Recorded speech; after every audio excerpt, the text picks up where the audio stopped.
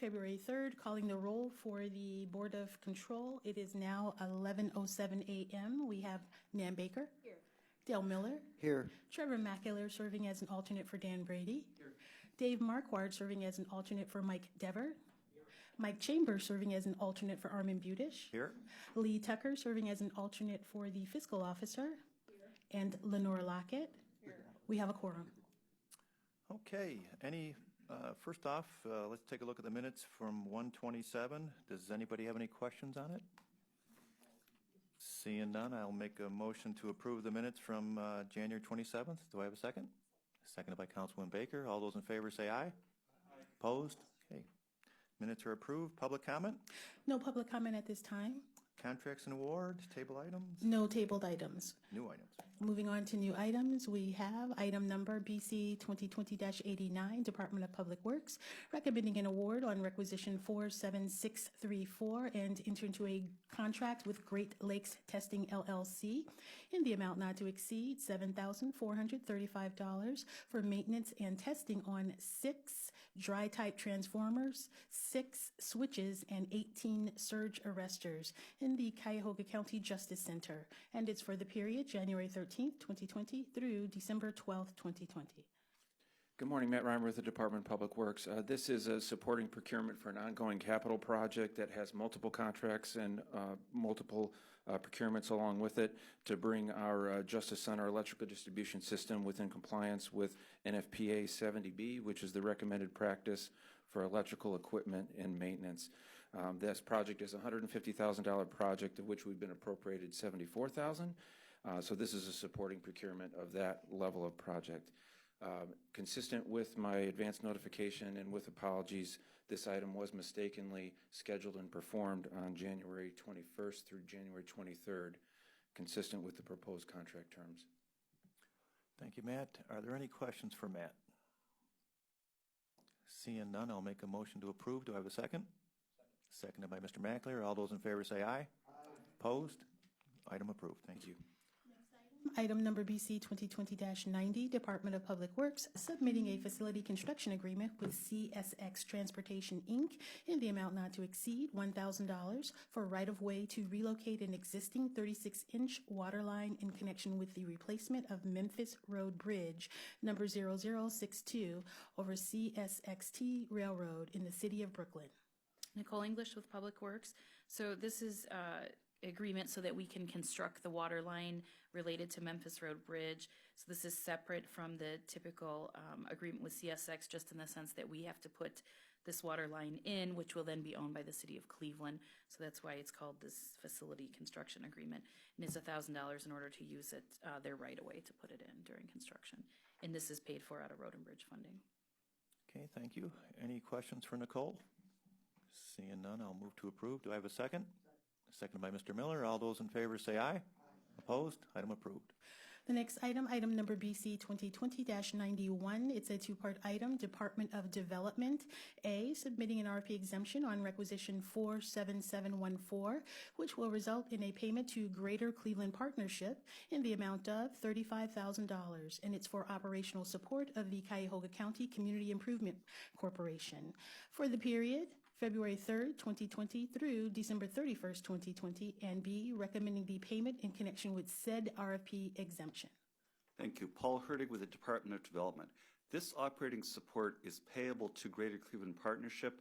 It is solely for support of the staff and other operating costs of the Cuyahoga County Community Improvement Corporation.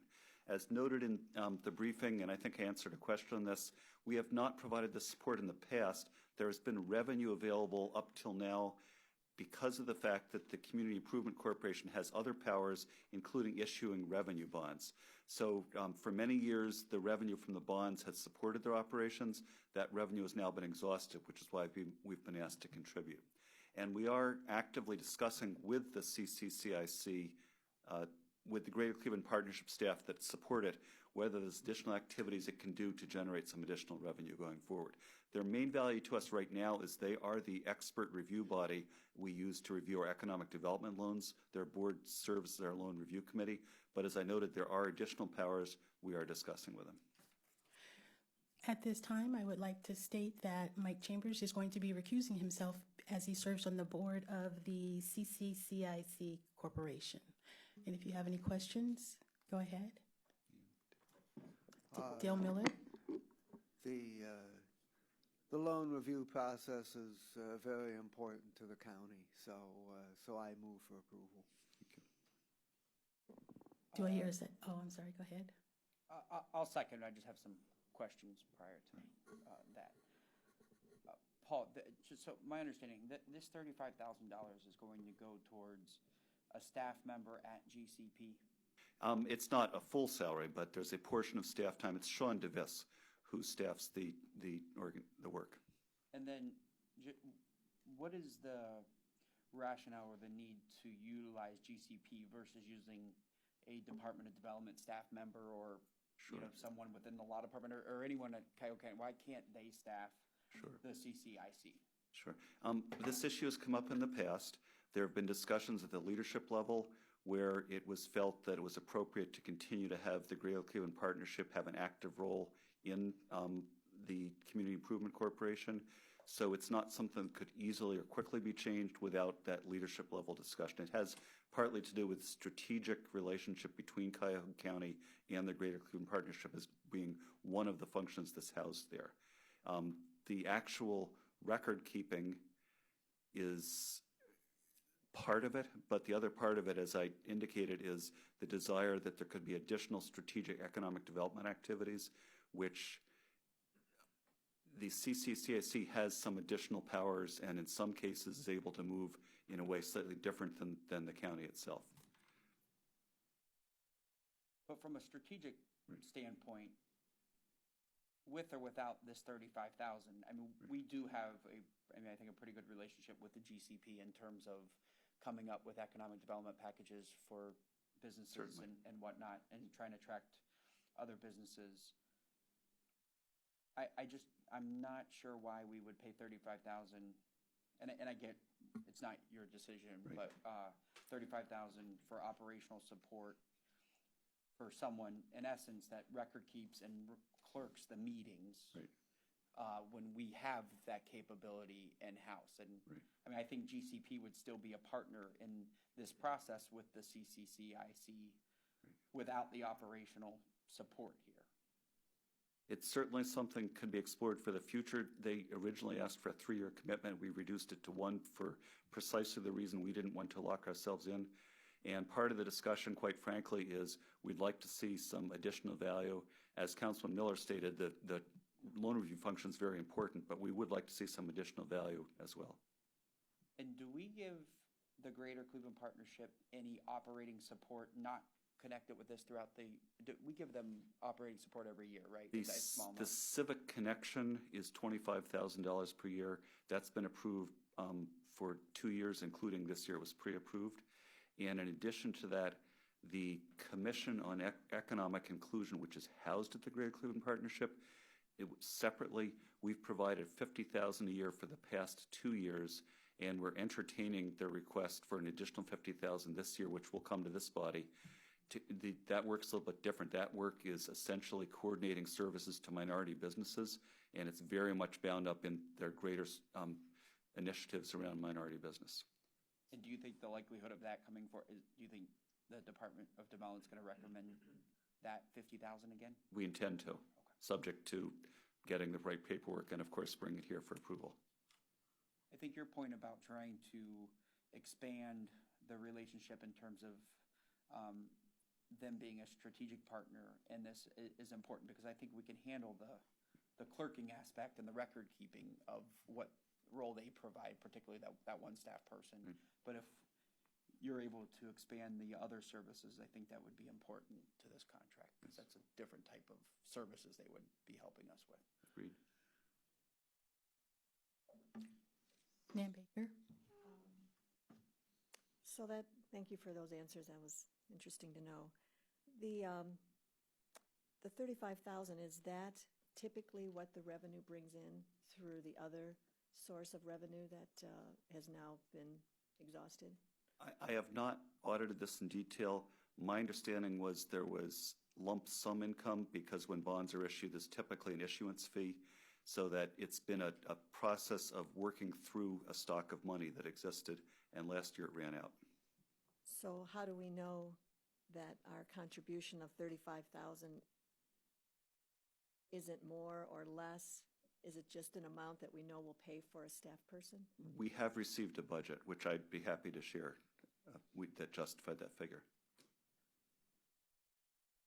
If the interest rates were to go up again, would this then be eliminated? Would they go back to their other source of revenue? It would be our hope that bond issuances could happen and bring in the money. Certainly, that's what we would like to see. And has it been explored at all for any other sources of revenue that this could have been absorbed rather than coming to the Board of Control for just not an easy but a quick access to it?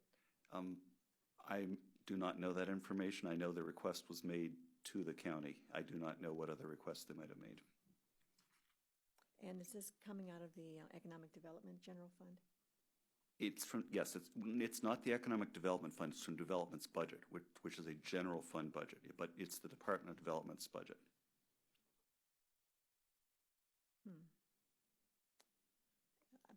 I am, just a note, I'm glad to see that it's just for 1 year, so we can explore to see whether or not there are other options. I'm glad to hear you say that you're exploring other options. As you said earlier, we're giving Greater Cleveland Partnership quite a bit of money in small chunks at a time. It does add up. They can't absorb some of these other contributions and contribute towards this cause. I imagine the answer is no. But I think we need to really understand how much GCP is getting from us as a whole and where it's going. And we're adding another 35, and now you're talking perhaps another 50 for a different program. On top of the 50 and 50, it sounds like we're already giving them for the two-year programs. Am I right about that? These are additional amounts. Again, I would state that the reason we've been asked to give the 50 is different. Okay. And also the civic connection is different. So from their point of view, if Deb Janik were here, she would say these are three different things. Yeah. Okay, thank you. Paul, just to follow up from your statement of it, that you have the budget, is that the budget for just the $35,000 or the entire kind of operational support that they provide to the CCCIC? That, from my memory, was the entire cost. Okay. And can you share that with us, please? We will certainly forward that.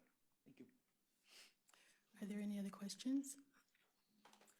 For the record, we do have Dale Miller motioning to approve the item. Do I have a second? Second. Seconded by Trevor McAleer. And just for the record, again, Mike Chambers has recused himself from the vote. The item is approved. We got to vote. We didn't vote. Oh, I'm sorry. They didn't. We have a motion and a second, but we didn't. Oh, okay. I thought I did when he had already said. That's why I read it into the record, so I'll say it again. So, motion to approve the item?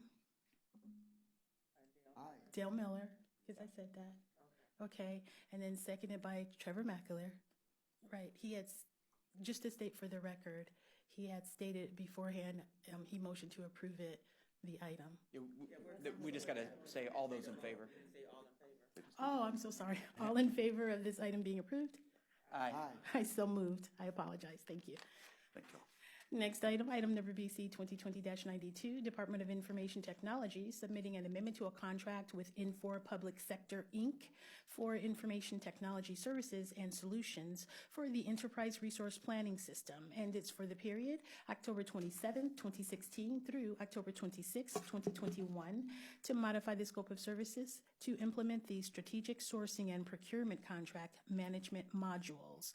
And it's effective February 3rd, 2020, and for additional funds in the amount not to exceed $79,875. Thank you, Jack Wright, the program director for ERP.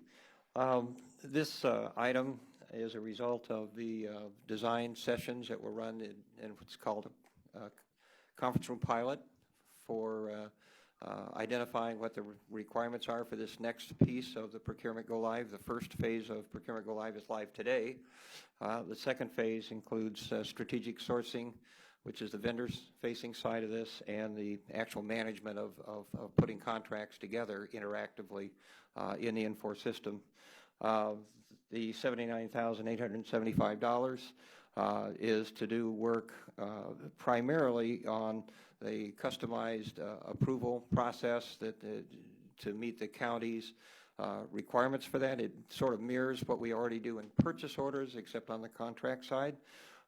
There's the 4 key components are the approval of the contract to allow it to be posted, the approval of the contract once it's reviewed, approval of amending events, and approval of updates to contracts. So all these things together are combined under this time and materials not to exceed a change order for Infor for $79,875. Okay, thank you, Jack. Any questions on this item? Councilman Miller. Are all the items that were scheduled to go live today, is this in fact happening? Yes, sir. The GoLive announcement went out about midnight last night, and officially turning the system on, and we are operational. Great, good to hear. Yes, sir. Okay. On to phase 2. Any further? Trevor? Thanks for your response to the advanced question, but I just confirm, the 79,000 is not included in the ERP budget that was last presented to council, is that correct? That's correct. So this is an additional almost 80 grand? That's correct. And then, just as an FYI, we related to the ongoing discussions about perfect pay, and we did ask Zig this morning to work with you to get an estimate if we need to make any changes regarding Yeah, I that saw, policy. at least I saw a couple of emails this morning Okay. related to that, so we'll certainly work on that. Thanks. Yes, sir. Councilman Miller.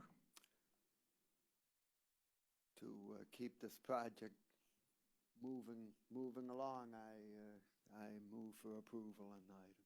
Thank you, sir. Councilman Baker, sure.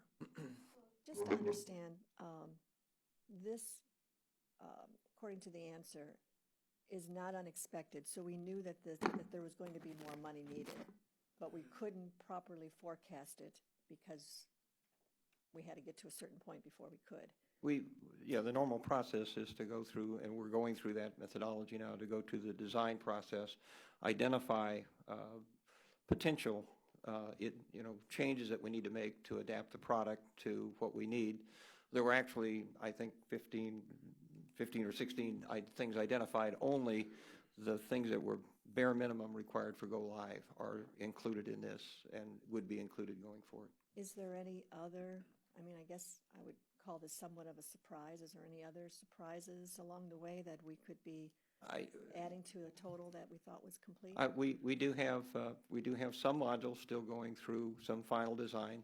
So I don't know if I want to call them surprises, but we hope to get those, anything else identified very quickly here, because obviously all these things are going live here in April. So I don't think I have anything of this magnitude, but I want to caveat that by saying I want to see the results of the last couple of the design sessions on other modules, not this one. Is there any contingency fund that this could have been drawn from? We do have a contingency fund. The decision is to preserve that contingency, and this is I would point out this is a time and materials not to exceed, so there's some possibility we might come in under that number and not consume the entire fund here as well. If I may, what was the thought process of not using the contingency fund, given this was an expected but not known amount? Well, the contingency is really there for anything major that we have coming up, given the risks that we've identified in some other areas still yet to be implemented. The preference, I'll put it that way, is to not burn the contingency at this point in time. Okay, thank you. Yes, ma'am. Mr. Miller, move to approve. Is there a second? Seconded by Mr. McAleer. All those in favor say aye. Opposed? Item approved. Thank you. Thank you. Next item, item number BC 2020-93, Department of Human Resources, recommending an award on requisition 46665 and to enter into a contract with the Archer Company, LLC, in the amount not to exceed $63,000 for classification and compensation analysis services. And it's for the period February 3rd, 2020 through December 31st, 2022. Good morning, Rhonda Caldwell, Human Resources Department. This is an obligation that the Human Resources Department has to complete position audits, and the Archer Company has served in the past as well to assist the Human Resources Department in completion of these position audits. They also assist in the desk audits as well as attend hearings. Okay, thank you. Are there any questions? Mr. Mackler? Ron, thanks for providing the answers to the advanced questions. You mentioned the second bidder was organizational architecture.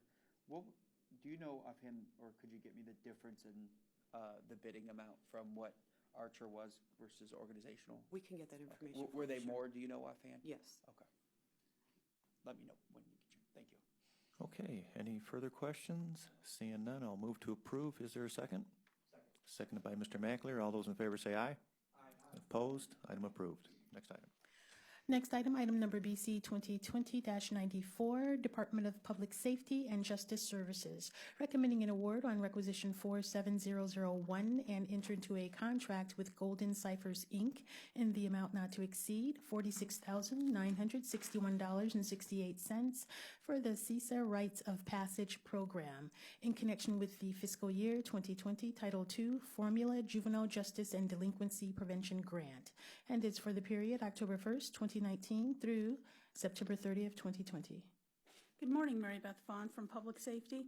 This is the third and final contract under this grant program that addresses the overrepresentation of minority youth in the juvenile justice system. And Golden Ciphers has been a longtime provider of services.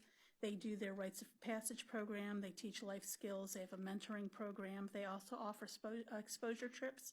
And with this contract period, they'll also be doing expanded programming into John Adams High School. Okay, thank you. Any questions? Seeing none, I'll move to approve. Do I have a second? Seconded by Councilman Miller. All those in favor say aye. Aye. Opposed? Item approved. Thank you. Item number BC 2020-95, Department of Health and Human Services, Division of Children and Family Services, requesting authority to pay membership dues in the amount of $35,982.92 to Public Children's Services Association of Ohio for the period January 1st, 2020 through December 31st, 2020. Dan Bost on Health and Human Services on behalf of Children and Family Services. This item was brought forth by Fiscal Officer Chambers to make sure we're transparent about membership fees. This is a larger membership fee. That's why it was brought in front of the board. Children and Family Services has had a long-standing relationship with the Public Children's Services Association of Ohio.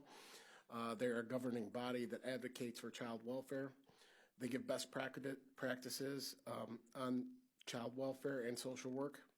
They regularly testify on behalf of child welfare agencies when laws and legislations are involving child welfare. I'll be happy to answer any questions.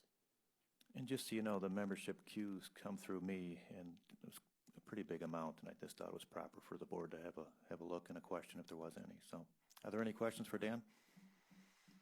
Seeing none, I'll move to approve. Do I have a second? Second by Mr. Mackler. All those in favor say aye. Aye. Opposed? Item approved. Thanks, Dan. Thank you. Item number BC 2020-96, Court of Common Pleas, Juvenile Court Division, recommending an award on requisition 47548 and enter into an agreement with the Department of Health and Human Services, Division of Children and Family Services, in the amount not to exceed $125,000 for management of the Cuyahoga County Family Centered Support Services Project for juvenile court youth. And it's for the period January 1st, 2020 through December 31st, 2020. Good morning, Sarah Baker, Juvenile Court. This is our annual agreement with the Department of Children and Family Services so that we can utilize their Family Centered Support Services project for our juvenile court youth. DCFS kind of handles the procurement of these vendors for this project, and doing this agreement with them allows the court access to these vendors as well. Okay, thank you, Sarah. Any questions from the board? To approve, do I have a second? Seconded by Councilman Baker. All those in favor say aye. Opposed? Item approved. Thanks. Thank you. Moving on to the consent agenda, item numbers BC 2020-97 through 104. Okay, I know there was a few advanced questions on there. Hopefully they were answered. Does anyone need additional follow-up on these items?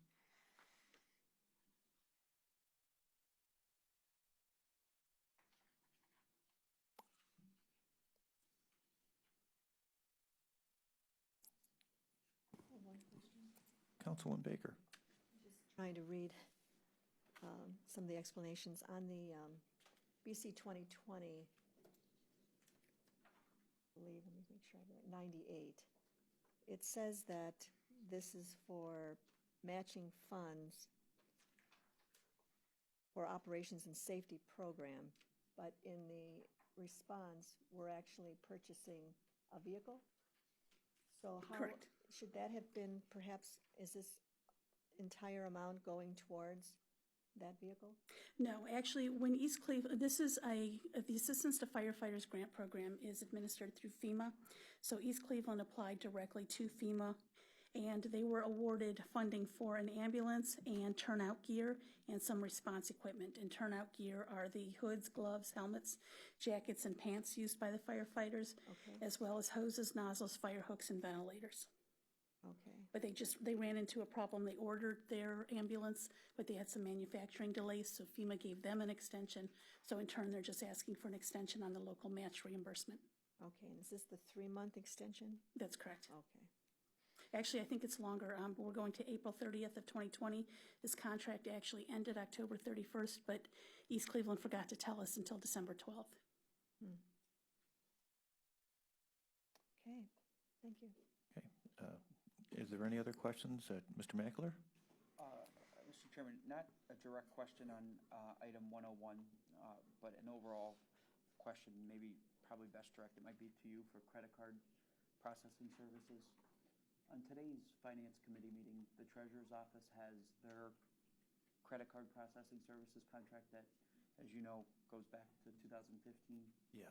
Would it be possible to get a list of what credit card services the county has that, because I think we use multiple vendors for different credit card services. So I don't know if you're the appropriate person to ask, but I can try. I can certainly put that out there. I know at one time, even with the pay phones, there was a fee, and that wasn't necessarily a credit card. Is that what you're looking for, similar? Because it looks like this fee is cheaper than what I think the Treasurer's Office fee might be. This is a 2.5% fee that the company charges the customers using that service. So just trying to get a general sense of how wide-ranging the fees are and who these vendors are, because a lot of them, we argue, are revenue neutral, but the vendor makes a significant amount of money off these contracts. It's neutral to us, but not to everyone, sure. Okay, I will pose it to the team and see what we come up with. Thank you. All right? Okay. One other question. Sure. On BC, could we get just a little more clarification? This contract is June 1, 2017 to 12/31/19. There was $400,000 originally in that for that amount of years, and now we're extending it. And there's still $394,000 remaining. Does that mean that the dollars were not used within that time? Thank you. Paul Hurtig for the Department of Development. It's correct, there were only $6,000 in billings to date. And I would just like to note, I know I said this in my response already, this service is used not only by our Skill Up program, but also under a separate contract from the HHS department for all the people participating in the internship program. It is indeed a valuable service. We do want to keep it available. Our Skill Up team does find it very useful, and the employers do as well. But it's true, only $6,000 has been billed so far. I guess that begs the question, why, after all those years from 17 to, I guess, what is that, 2.5 years? Yes. Why in 2.5 years has only $6,000 been spent? So I can't specifically answer the question, but I will say that our skill-up team has been ramping up its engagement with businesses. The numbers they've been reporting in terms of number of businesses contacted have been growing. The number of businesses using training plans has been growing as well. And it's when the business has the training plan that its employees do this online assessment of their soft skills and training of their soft skills. So the increased activity in our skill-up program will lead to increased utilization of this service. In the backup, 394. Do we have, if I may, do we have in the pipeline dollars that have been promised or that we know will be impacting the balance of the 400,000, or are we still working with? It's my understanding that this contract is a contract where the billing is generated by the activity, so that it is not that we've pre-authorized activity, but we're in a position where as the activity takes place, we do receive the bills. And we are extending this for how much longer? The time period, as shown here, is for 4 additional years. 4 additional years. Yes.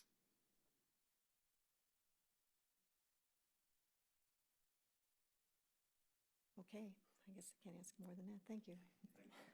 Okay, any further questions on any of the consent agenda? Seeing none, I'll move to approve today's agenda. Do I have a second?